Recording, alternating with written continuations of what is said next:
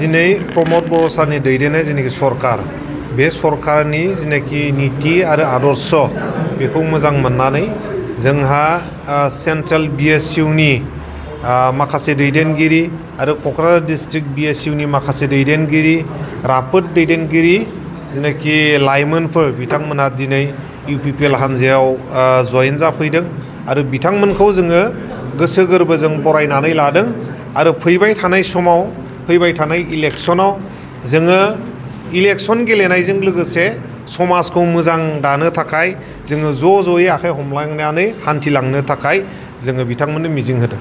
साबैसे जयेन जादों? दिनै जोंहा जयेन जानाया 10 जन जयेन जादों आरो बिथांमोनहा डिस्ट्रिक्ट आरो सेन्ट्रेल लेभेलनि गासैबो साफा साफा राफोद दैदेनगिरि।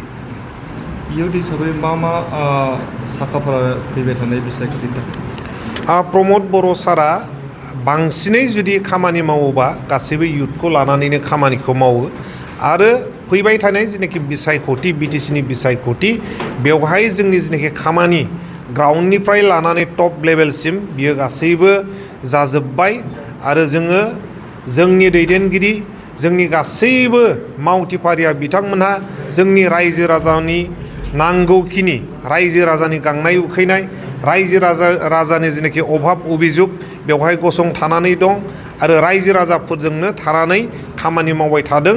दा बेफोर खामानिया जोंना सोलिबाय थादों आरो फैबाय थानाय इलेक्शनाव UPPL सरकारा प्रमद बर' सरकारा फिन खनसे फैबावगोना खाथां जानानै दङ। माब्ला खुंजागोन? जोङो मिन्थिनाय मथे दाबोथ' फाइनाल जेबो डिक्लेरेसन जायाखै। सेप्टेम्बर दाननि जेनाखि जोबनाय हालागै सप्ता बे जोबनाय हालागै सप्तायाव खुंजागोन।